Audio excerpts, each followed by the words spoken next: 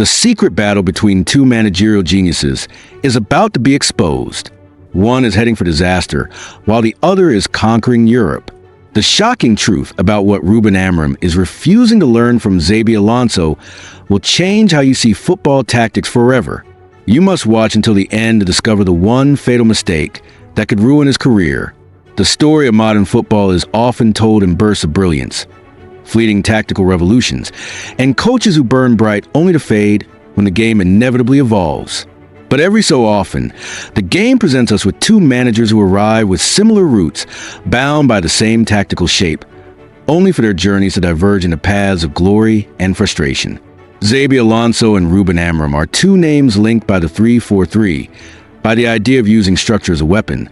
But where one bends and adapts like water, the other clings to the rigidity of what once worked. Their stories are best told not as isolated careers, but as a dramatic duel of philosophies, playing out across stadiums in Portugal, Germany, Spain, and England, with lessons written in triumph and failure. To understand what Ruben Amorim must learn from Xabi Alonso, we must first step into blaze of Alonso's brilliance. Bayer Leverkusen was not meant to be immortal. It was a club forever scarred by the nickname Neverkusen, haunted by near misses and dreams broken at the final hurdle. Yet when Xabi Alonso arrived, he brought with him not just ideas, but conviction. His system, a 3-4-3 that on paper looked identical to what Ruben Amorim had perfected at Sporting, became something more fluid, more adaptive. By his second season, that conviction turned into a masterpiece. Leverkusen marched through the Bundesliga unbeaten. Not once did they bow to the giants of Bayern Munich. Not once did Borussia Dortmund expose them. In a league defined by ferocious competition, Alonso's team did not lose a single league game. The weight of history cracked, and a club that had lived in the shadows finally claimed its first Bundesliga title. That alone would have been enough to carve Alonso's name into legend, but he went further. His Leverkusen side stormed into the Europa League final, showing Europe that his system was not confined to domestic boundaries. They played with freedom, with discipline, with a balance so complete that every player on the pitch looked like they had been born to serve that role. When injuries arrived in the following season, when the fabric of his squad threatened to unravel, Alonso revealed his greatest strength, adaptability. Even with gaps in his lineup, Leverkusen remained competitive, setting records for consecutive away games unbeaten. He proved the system was not a prison, but a living framework, bending and flexing to circumstance without ever losing its edge. By the time Alonso left Germany for Real Madrid, he had already left behind a monument to flexibility, a legacy that whispered a truth Amorim has yet to grasp. The shape is nothing without adaptation. Now shift to Manchester, where Ruben Amorim walked into Old Trafford carrying the weight of a different promise. In Portugal, his 3-4-2-1 was nothing short of a revolution. Sporting Lisbon had lived in the shadow of Porto and Benfica, clubs that monopolized power, silverware, and prestige. Then came Amorim, with wing-backs tearing down the flanks, a midfield double pivot dictating the rhythm, and two creators swirling behind a lone striker. Sporting found an identity they had long been denied. Balance met explosiveness, compactness met creativity, and suddenly a team dismissed as an also-ran became champions. Amorim delivered Sporting's first league title in 20 years, added a Portuguese League Cup, and a Super Cup to crown a treble. He was not a fluke. The seasons that followed showed Sporting's dominance was sustained, their defense the strongest in the land. 10 straight wins opened a campaign. Champions League night saw them unafraid of Europe's elite, and Amorim himself swept Manager of the Month honors as if they were routine. In Lisbon, he was not just a coach. He was an architect who had turned a fragile club into a fortress. That success made him irresistible to Manchester United, a club starved of stability, desperate for an identity. He arrived not just with trophies, but with a system that had become his signature. The tragedy is that instead of bending it to new soil, he tried to transplant a whole, roots and all. The contrast to Alonso could not be sharper. When Alonso stepped into Real Madrid, inheriting a squad brimming with Galacticos and burdened by impossible expectations, he did not cling to his Leverkusen 3-4-3. He adapted instantly. Against Al Hilal in the Club World Cup, he lined up with a simple 4-3-3, honoring Madrid's natural strengths. Vinicius Jr. and Rodrigo hugged the wings. The midfield dictated possession, and Madrid looked comfortable, as if the system had been waiting for them all along. But Alonso did not stop there. Against RB Salzburg, he experimented with a 3-5-2, unlocking vertical runs and devaluing the opposition with control. Against Juventus, he returned to the 3-4-3, but one modified to let Vinicius, Kylian Mbappe, and Rodrigo rotate freely as a fluid front three. Even Trent Alexander-Arnold, stepping into Madrid from Liverpool, was reimagined, drifting into midfield during possession to create overloads. Alonso's genius was never the 3-4-3 itself. It was a freedom to discard it, to reshape it, to sculpt it around the players rather than force players into uncomfortable molds. That is why stars shone. That is why you thrive.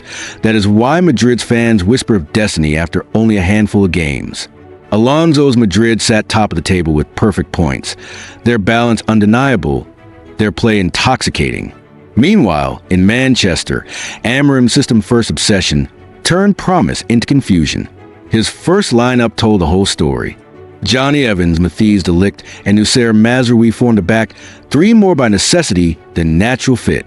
Marcus Rashford was thrust into a central striker role, alien to his instincts. Diogo Dalot and Amad Diallo were forced into wing-back duties, stretching them into responsibilities that blunted their strengths. In midfield, Casemiro was paired with Christian Eriksen in the hope they might replicate the dynamic duo of Manuel Ugarte and Pedro Goncalves from Sporting. But Casemiro is no progressive destroyer, Eriksen no box-to-box engine. The midfield collapsed under its own misfit parts, out of rhythm, out of sync, exposed by opponents who needed only to drop a striker into midfield to overload them. Bruno Fernandes, the heart of United's creativity, was shackled deeper to make space for the shape. Amad Diallo, a winger of promise, wasted in defensive exile. Kobbie Mainoo, one of Europe's brightest young midfielders, sidelined altogether because the system could not find a place for him. This was not football built around players. This was a template imposed without compromise. It was Sporting's blueprint forced upon Manchester's clay, and it cracked immediately. The lesson Alonso embodies is that structure is not sacred. Players are. Amorim clung to a rigid ideal, as though the 3-4-2-1 that conquered Portugal could conquer England unchanged.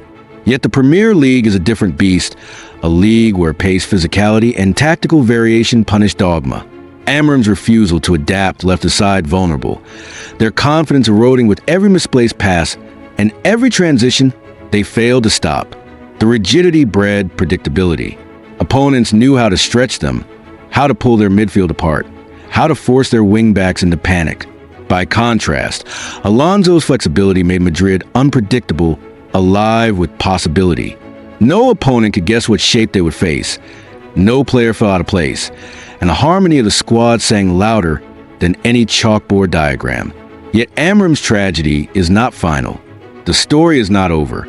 For woven into the wreckage of his early Manchester days is a clear path to redemption. The solution lies not in abandoning his philosophy, but in evolving it. Casemiro, so often stranded in midfield, could drop into back line during build-up, transforming the rigid three into a fluid shape. From there, United structure could bend, shutting down overloads that once exposed them, giving central control where chaos had reigned. Diogo Dalot could invert into midfield, mirroring the hybrid role Alonso gave to Alexander-Arnold, adding press resistance and balance without sacrificing width. Bruno Fernandes could be liberated to roam higher, closer to the danger zones where his vision and creativity cut deepest. Wingers like Amad or Brian Bumo could be unleashed in their natural habitats, no longer shackled to defensive duties. A striker, whether Matheus Cunha, Benjamin Sesko, or Joshua Zirkzee, could finally operate in freedom, finding space between the lines rather than suffocating inside a rigid grid. And defensively, the system could morph into a compact 4-4-2 out of possession, giving solidity that would slow opponents and restore confidence. The broader truth, though, is that systems must serve players, not the other way around. At Sporting, Amorim's brilliance was not the 3-4-2-1 itself, but the fact that his squad was built to thrive within it. Every piece fit, every role matched its executor. At Manchester United, the same rigidity only creates friction because the puzzle pieces are cut differently. Alonso knows this. His Real Madrid thrives not because he imposed Leverkusen's system, but because he let Madrid dictate the canvas. He listened to the players, shaped the system to their strengths, and created a harmony that elevated them all. That is the flexibility Amorim must learn. It is not weakness to adjust. It is not betrayal to evolve. It is the mark of survival at the highest level. In football, ideas are abundant. Every coach speaks of pressing triggers, of compact blocks, of possession triangles. What separates genius from mediocrity is not the diagram, but the application. Alonso has shown that adaptability is not just a tactical quirk. It is a philosophy, a way of ensuring that structure never suffocates creativity. Amorim, still young, still gifted, has the chance to absorb this lesson before his promise crumbles under the pressure of Old Trafford. For if he continues to force the Premier League into Sporting's template, his brilliance will fade into stubbornness, and stubbornness is the slow death of potential. But if he bends, if he learns from Alonso, then perhaps this duel of philosophies will not end in contrast, but in convergence, with Amorim's rigidity softening into a strength that can finally withstand the storms of England. And so the tale of two managers, born from the same tactical soil, diverges.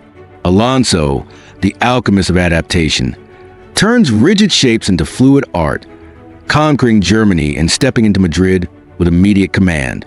Amorim, the architect of Sporting's rebirth, carries a blueprint that once lit up Lisbon but now burned in Manchester. One flows, the other clings. One adapts, the other resists. Yet football, in its endless cycles, offers second chances. If Amorim learns a lesson Alonso has written so clearly, then perhaps the Premier League will yet see the brilliance that once made Portugal tremble. Until then, the story stands as a living testament. Flexibility is survival, rigidity is ruin, and only those who adapt can truly endure at the summit of the game. Do you think Ruben Amorim can evolve and adapt the way Xabi Alonso did? Or is he too rigid to survive the Premier League storm? Share your perspective in the comments, and let's see where you stand on this managerial duel. And if you want more tactical breakdowns that reveal the hidden truths of football, don't forget to subscribe.